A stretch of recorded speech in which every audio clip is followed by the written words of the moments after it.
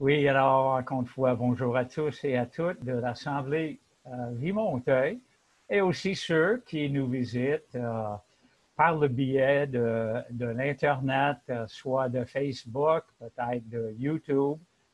Toujours bon savoir que d'autres personnes, peut-être des anciens membres de l'Assemblée et aussi des nouveaux, de nouvelles personnes nous rendent visite. Alors, c'est super.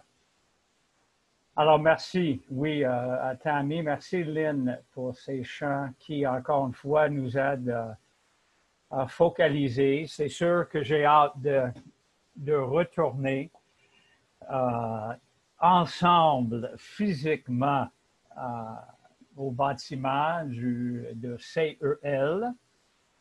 Et juste pour vous dire, on vise mi-septembre, très probablement le 20 septembre. On veut faire attention et puis peut-être aussi, peut-être les choses vont changer avant ça, mais en tout cas. Alors, ce matin, jusqu'à un certain point, Tammy, dans son intro, m'a dévancé en parlant de tout ce qu'on vit présentement. Moi, je ne suis pas une personne, je ne me considère pas alarmiste ou j'ai appris avec les années de rester assez calme et je me dis, bon, Dieu est au contrôle de notre monde, de notre province, de nos situations individuelles. Mais quand même, je dois vous avouer que je trouve le fait que COVID continue, ça dure, et puis tous les rapports nous disent que ça peut durer longtemps. C'est sûr que je trouve ça déstabilisant, ça c'est sûr. Je trouve aussi déstabilisant qu'il y a des personnes qui décident qu'ils ne veulent pas porter de masque, ils ne veulent pas et certaines vont encore plus loin. Peut-être ils trouvent des conspirations. Anyway, tout cela, je vois, bon, euh, il faut vraiment retourner à la base. C'est ça qui, comme chrétien, nous encourage. Et la base, il me semble, c'est de retourner aux évangiles et regarder encore une fois la personne de Jésus. La personne de Jésus. On n'est jamais perdant de prendre le temps de regarder sa vie, de méditer ses paroles, ses actions et évidemment de profiter de cela. Alors, j'aimerais vous demander de tourner avec moi dans le livre de Marc, l'Évangile de Marc. On ne va pas mettre de versets sur l'écran. Vous avez soit votre téléphone ou vous avez votre Bible. Et je vais évidemment lire les versets qu'on va aborder. Mais Évangile de Marc, à la fin du premier chapitre, nous allons entrer dans un épisode dans la vie de Jésus. D'ailleurs, cette semaine, ou excuse-moi, la semaine passée, on avait lu tous ces passages, le début du livre de Marc. Et je vais retourner un passage en particulier. Alors, je vais quand même commencer avec la fin de chapitre 1, le verset 45. Et ça dit, l'homme qui est guéri de sa lèpre par Jésus, il s'en va. Mais il se met à raconter partout et à tout le monde ce qui s'est passé. Et c'est pourquoi Jésus ne peut plus se montrer dans une ville. Il reste en dehors, dans des endroits déserts. Et c'est ça la phrase qui m'a frappé. Et les gens viennent à lui de tous les côtés. Verset 1er du chapitre 2. Quelques jours après, Jésus revient à Capernaum on apprend qu'il est à la maison. Et beaucoup de monde se rassemble autour de lui et il ne reste plus de place, même pas dehors, devant la porte. Encore une fois, on voit cette foule qui suit Jésus, qui vient à Jésus de partout. Et lorsqu'il apprend qu'il est dans un lieu désert, il s'en va. Lorsqu'il apprend qu'il est à la maison, il se garoche pour aller se placer devant lui, à côté de lui. Et une phrase qui, en partant, m'a vraiment frappé concernant Jésus et sa mission, son appel, le fondement même de son ministère. Ça dit qu'il n'y a pas de place, même devant sa porte. Et Jésus leur annonce la parole de Dieu. Alors, on voit que le vrai Jésus, il attire les gens.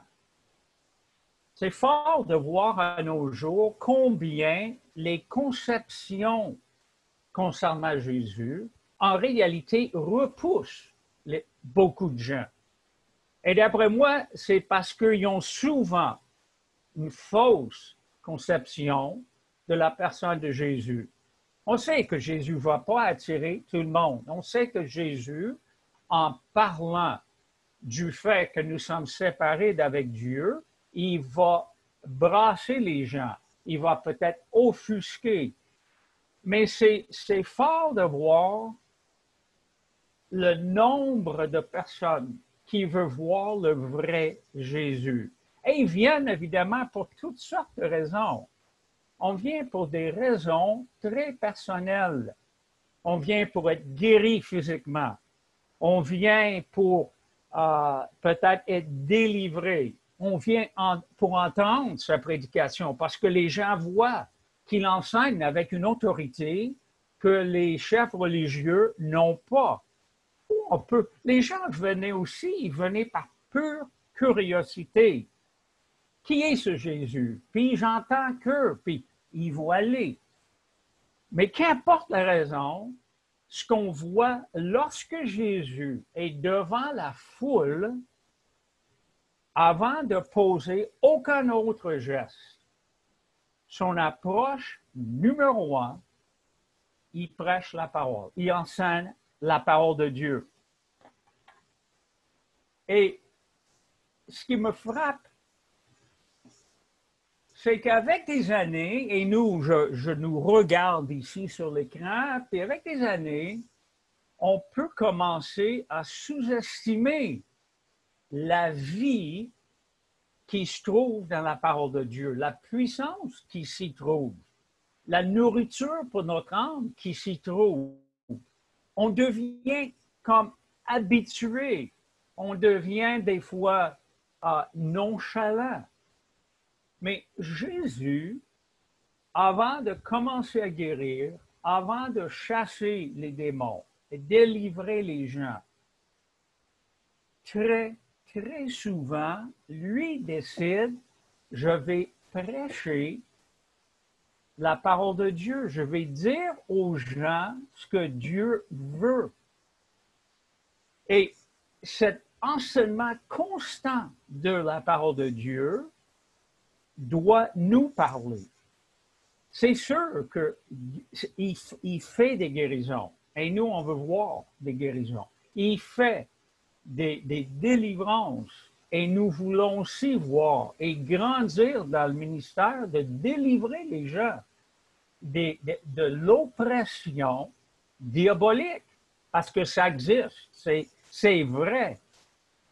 Mais Jésus, ce qu'il fait, il dit, avant tout, je dois enseigner pour commencer à former l'intelligence, former les pensées des gens.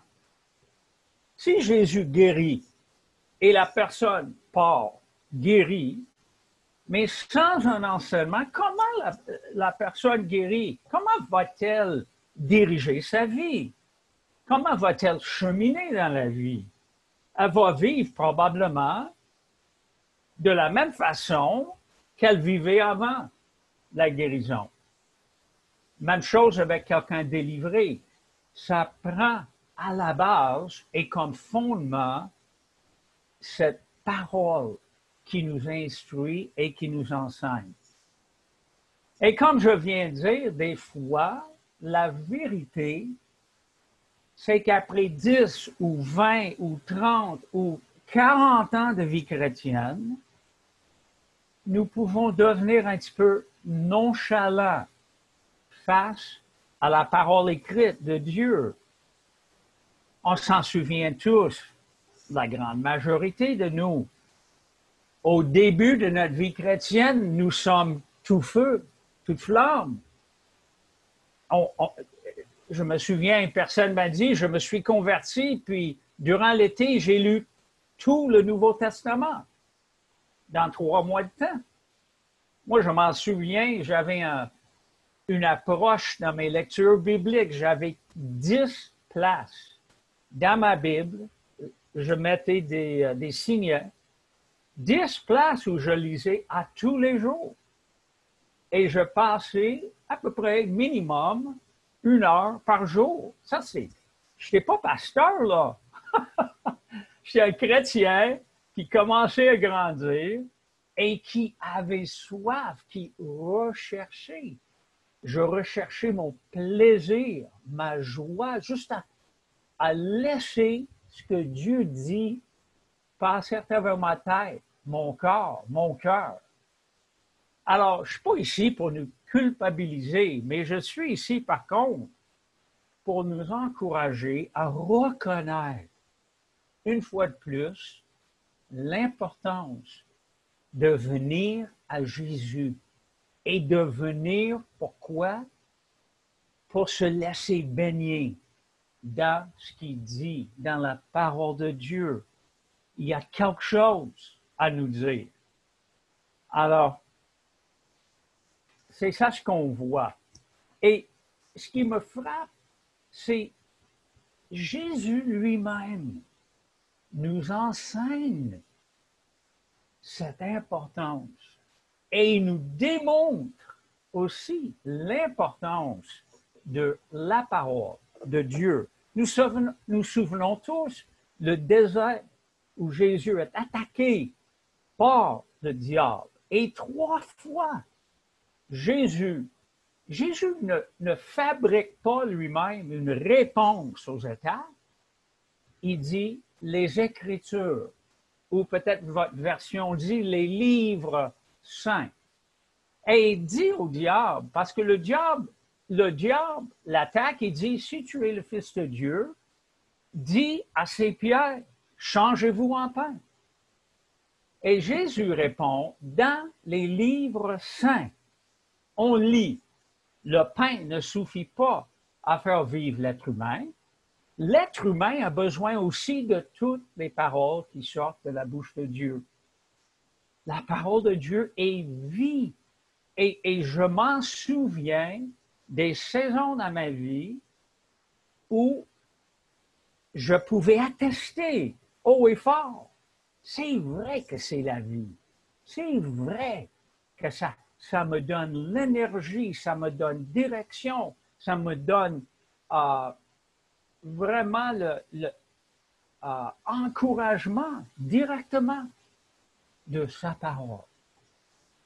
Et Jésus lui-même, quand il débute sa mission, Luc 4, 3 fois, il dit, « L'Esprit du Seigneur est sur moi pour annoncer. » 3 fois, annoncer, annoncer. Il veut annoncer la bonne nouvelle. Il veut annoncer aux prisonniers, « Vous êtes libres. » Il veut annoncer que c'est une année, c'est une saison où on va vivre la grâce de Dieu. Ça, c'est la parole. La parole est puissante. Dieu, par la parole, a dit que la lumière soit. Et la lumière fut. Et nous sommes créés à son image. Alors, la parole de Dieu qu'on prononce sur nous-mêmes, sur les autres, est forte et efficace. Et Jésus nous rappelle dans Jean 6 que le Saint-Esprit, il rappelle aux gens que les paroles que Jésus dit viennent du Saint-Esprit et les paroles donnent la vie. Ça, c'est Jean 6, 63. À la fin de Luc 24, lié avec la résurrection, qui est évidemment un des événements le plus puissant et le plus fondamental pour la vie chrétienne et notre marche chrétienne. Après la résurrection, Jésus apparaît à 2 disciples qui marchent sur la route pour aller à la petit village Emmaüs. Et vous en souvenez l'histoire. Il entre en conversation avec eux. Et sur ce chemin-là, pour démêler les pensées, les émotions de ces 2 disciples, ça dit, Jésus leur explique que les livres saints, ce que les livres saints disent à son sujet. Et Jésus commence par les livres de Moïse. Et ensuite, il continue par tous les livres des prophètes. Pendant 1h30, Jésus donne un cours biblique à ses 2 disciples basé sur la parole écrite de Dieu. Et la réaction de ces 2 gars, après que Jésus s'est apparu et tout de suite disparu de leur vue, les 2 gars se disent, oui, il y avait comme un feu dans notre cœur pendant qu'il nous parlait sur la route et nous expliquait les livres saints. Et plus tard dans la journée, Jésus apparaît à tous les disciples ensemble. Et qu'est-ce qu'il fait? Il dit, quand j'étais encore avec vous, je vous ai dit, tout ce que je dis à mon sujet, la loi de Moïse, les livres des prophètes et les psaumes, tout cela doit réaliser. Et Jésus leur ouvre l'intelligence pour qu'ils comprennent les livres saints.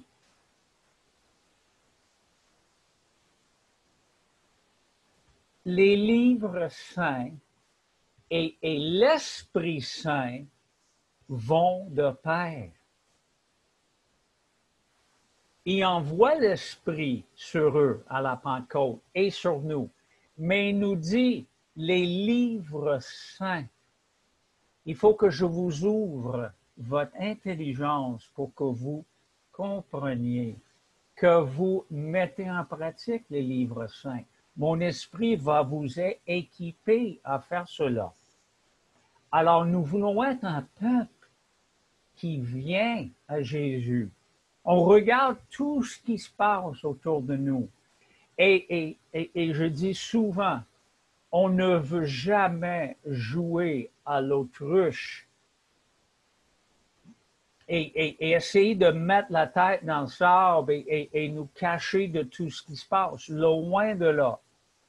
Le chrétien est une personne informée, est une personne à l'affût de ce qui se passe. Mais si on n'équilibre pas cette connaissance mondaine, cette connaissance des nouvelles mondiales, cette connaissance avec les livres saints, nous serons envahis par nervosité, angoisse, nous serons envahis par un feeling d'impuissance. Je m'en souviens très bien, Billy Graham disait, ma vie, j'ai dans une main le journal à l'époque. Hein? Il n'avait pas les médias sociaux. Ben, c'était le journal, les médias sociaux. je tiens le journal et je tiens ma Bible. Ça prend les deux. Nous voulons être pertinents. Il faut savoir ce qui se passe. Mais si Dieu, quotidiennement, n'est pas en train de vraiment nous former à penser comme lui, à penser comme Jésus, c'est fort probable que nous serions envahis ou bien engloutis par ces nouvelles-là. Paul, alors, excuse-moi, Paul, en Corinthiens 12, il fait une liste de ce qui doit passer dans l'Église. Quels sont les ministères les plus importants? Écoutez bien, en Corinthiens 12, 28. Dans l'Église, Dieu a placé au premier rang les apôtres. Au deuxième rang, les prophètes. Au troisième rang, les enseignants. Un apôtre, c'est un envoyé, un missionnaire. Il fait toutes sortes d'affaires, mais une chose qu'il doit faire, c'est enseigner, prêcher la parole de Dieu. Le prophète apporte la parole de Dieu, soit pour une situation précise, actuelle, ou pour l'avenir. Un enseignant aussi apporte la parole, essaie de former les pensées et l'intelligence du peuple de Dieu. Ces trois-là viennent en premier. Et après, gloire à Dieu, il y a ceux qui font des actions extraordinaires.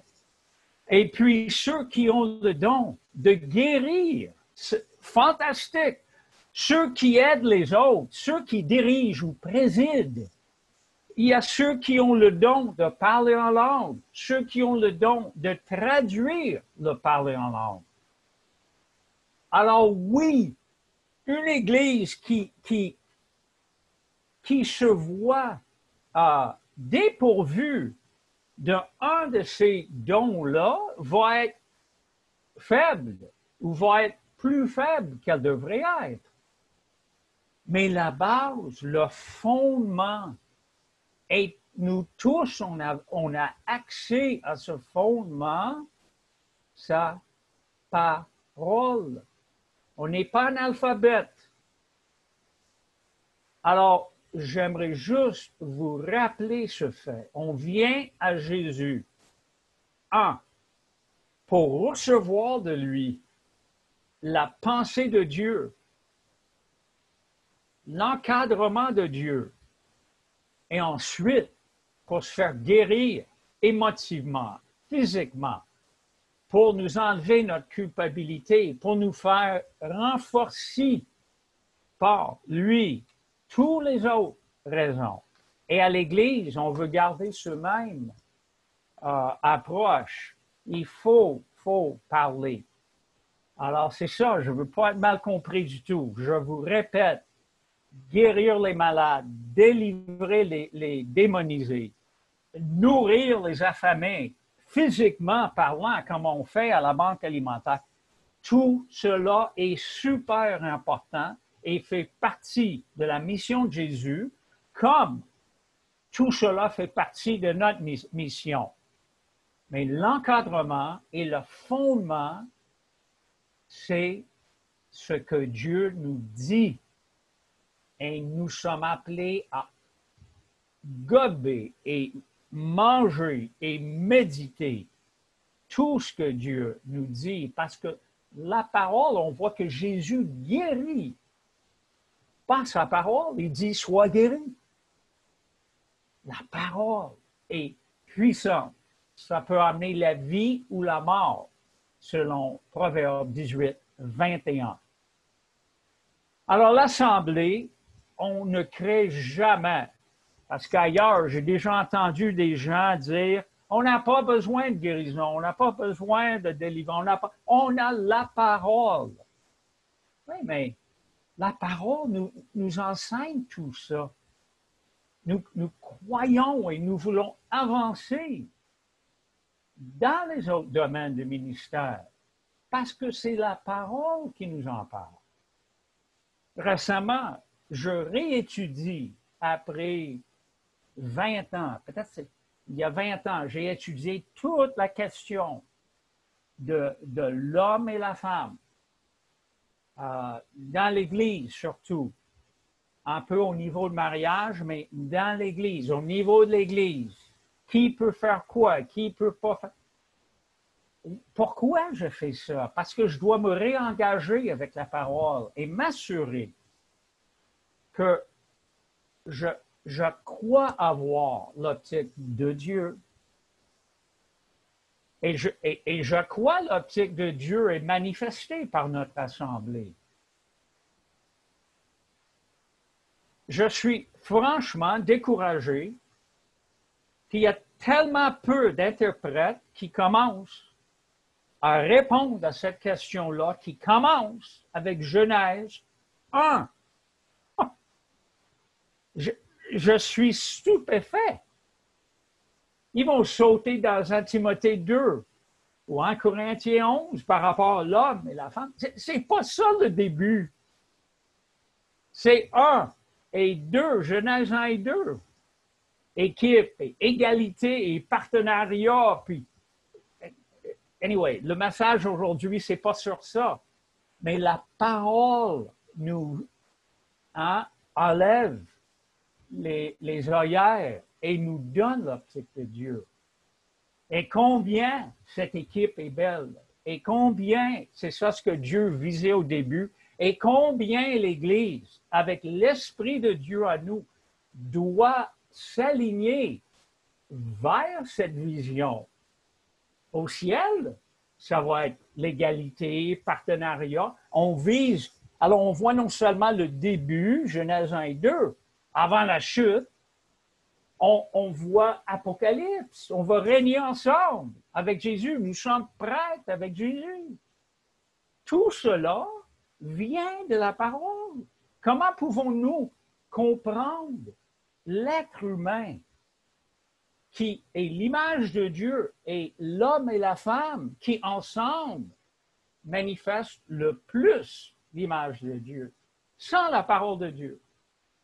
Alors moi, je remercie Dieu, je suis encore tout feu, tout flamme pour voir cette équipe avancer dans ce monde. En tout cas, je sais que c'est juste une phrase dans le passage, mais Jésus enseigne la parole de Dieu. Et après, 4 hommes l'emmènent en paralysé. 4 hommes. Alors, nous sommes appelés nous-mêmes à venir à Jésus.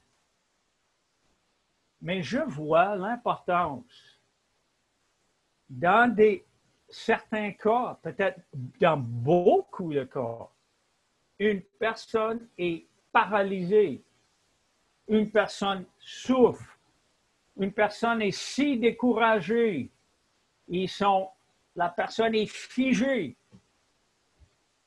Alors, d'autres viennent apporter, 4 personnes pleines de foi viennent apporter le paralysé. Et ils ne vont pas être arrêtés par la foule. Et on sait qu'il passe par le toit et il fait descendre ce paralysé devant Jésus. Et ça dit une phrase, un seul mot clé. Jésus, voyant leur foi. Leur foi. Pluriel. Oui, peut-être, le paralysé avait de la foi, avait une confiance. Peut-être c'est le paralysé qui suppliait les 4 gars pour l'emmener voir Jésus. Peut-être. Mais une chose est claire. La foi de ces 4 aidants est super importante. Et Jésus la voit. et notre assemblée. Est-ce qu'on emmène les uns les autres à Jésus? Personne ne peut faire cavalier seul. On dit ça souvent. Personne ne peut faire cavalier seul dans la vie chrétienne. On va se faire manger par le diable. On devient découragé. Nous devenons paralysés, peut-être littéralement. Alors, ça prend toujours des gens autour. Ça peut être un conjoint, ça peut être un enfant qui nous emmène, ça peut être un ami. Mais écoutez, nous sommes famille et nous sommes appelés à amener d'autres personnes à Jésus. Et on peut le faire. On le fait en premier par la prière. C'est ça l'intercession. Je peux être chez moi et amener une personne à Jésus. Mais moi, je suis convaincu. Souvent, nous sommes ensemble, là où 2 ou 3 se ressemblent en mon nom, et là, on intercède. Ça fait bouger les affaires. Dieu répond. Il écoute l'unité de notre désir, de notre prière, et au pas de lui aussi, en aperçu de sa volonté. C'est ça, à la raison. C'est ça, une des raisons. À la fin de chaque message, c'est pas pour rien. On n'offre pas la prière parce que, c'est la chose à faire, c'est chrétien. On y croit. Et nous devons entendre plus d'exaucement et de réponses. On doit partager plus pour encourager ceux qui doutent ou peut-être ceux qui ont peur. J'ai peur d'aller dans ce petit groupe de prière. Je devrais révéler mes problèmes. Non. Vous êtes en famille. Et quoi-le pas, en étant en famille, plus on est famille, des fois, les autres membres de la famille sont tout à fait au courant de tes problèmes. On les voit, on les entend. On n'a pas besoin d'avoir peur. Laisse 2 ou 3 autres personnes t'emmener à Jésus. Et Jésus voyant leur foi. Ils sont peut-être plus âgés que toi dans le Seigneur, ou peut-être eux ou elles ont déjà expérimenté guérison dans ce domaine. Encouragement dans ton problème à toi. Alors, lorsque ces gens prient, ils prient avec foi, ils prient avec confiance. Ils savent, Jésus m'a délivré, il peut te délivrer.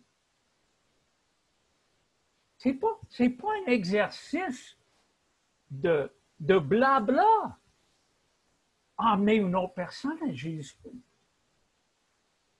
Ça marche. Ça marche. Alors, moi, je ne connais pas vos besoins aujourd'hui, mais je connais une chose. Si vous êtes pris, vous êtes piégé, vous êtes peut-être découragé, vous n'avez même pas la confiance à prier pour vous-même, c'est le temps de dire j'ai besoin de 3 ou 4 aidants pour porter ma civière à Jésus. Ils veulent le faire. Ils veulent le faire. Et ils vont donner le crédit aussi à Jésus. Ils ne vont pas prendre le crédit. Eh bien, Jésus surprend tout le monde. Il ne dit pas en premier, bon, je te guéris, mon cher paralysé. Il dit, tes péchés sont pardonnés.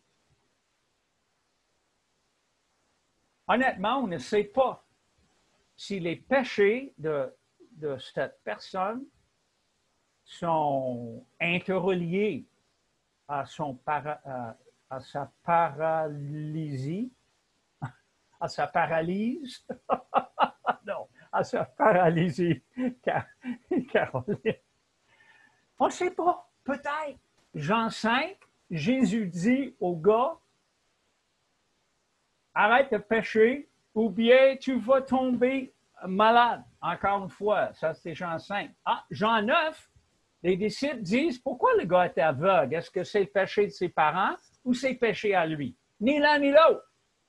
Il est malade parce que Dieu veut travailler dans sa vie. Imagine. Imagine, des fois on est malade parce que Dieu veut se glorifier dans nos vies.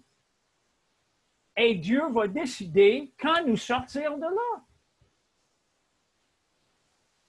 Mais Jésus décide d'aller plus loin et révéler quelque chose qui commençait à être visible, mais maintenant il va le dire. J'ai le droit de pardonner le péché. Il dit ça devant les chefs religieux en Marc 2. Parce qu'eux, ils capotent. Qui est cet homme pour pardonner les péchés? Il a le droit. Et il dit, pour vous prouver que j'ai le droit, je guéris le paralysé, lève-toi, prends ta natte, va chez toi. Toute une révélation de la divinité de Jésus. Un prophète, les prophètes avaient guéri des gens, avaient fait des miracles, mais le prophète ne disait pas « je te pardonne » ou « tes péchés », je prononce. Alors c'est vraiment puissant. Et s'il vous plaît, encore, chrétiens, chrétiennes, nous ne voulons jamais devenir nonchalants avec cette vérité et cette réalité que Jésus pardonne nos péchés. On ne veut jamais commencer à prendre ça pour acquis et agir comme, ben oui, ça lui a coûté tellement cher et c'est ça la raison du repas. Ruffin va animer ça. Que Jésus lui-même nous rappelle à tous les jours, ça m'a tout coûté pour pardonner tes péchés, tes fautes, tout ton égoïsme, ta méchanceté. Soyons encore captés. Ah, Seigneur, tu me pardonnes. Tu me pardonnes. Et embrassons tout ce qui existe avec ça. Tu me pardonnes et je suis libre. Tu me pardonnes et je suis non coupable. Je suis joyeux. C'est puissant. Alors je termine. Venons à Jésus. Amenons d'autres à lui aussi. Amenons des chrétiens, amenons aussi des non-chrétiens. Invitons-les. Oui, nous sommes imparfaits. Oui, toi, tu es imparfait. Mais nous sommes le message incarné une fois de plus. Alors même dans notre imperfection, Jésus veut attirer des personnes à lui. Nous pouvons amener des personnes à lui pour qu'ils le voient. Ils vont voir Jésus à travers sa parole, dans leur esprit, Présentement, Jésus se fait voir à des millions, il semble, de musulmans par les rêves. Jésus est capable, on peut amener d'autres personnes à lui. Invitez des gens. Quand nous ouvrons, invitez des gens à l'Assemblée. Dieu touche les gens. Jésus touche les gens. Et même en étant imparfaits, nous sommes une assemblée authentique et des personnes peuvent trouver Jésus chez nous. Moi, j'en suis convaincu.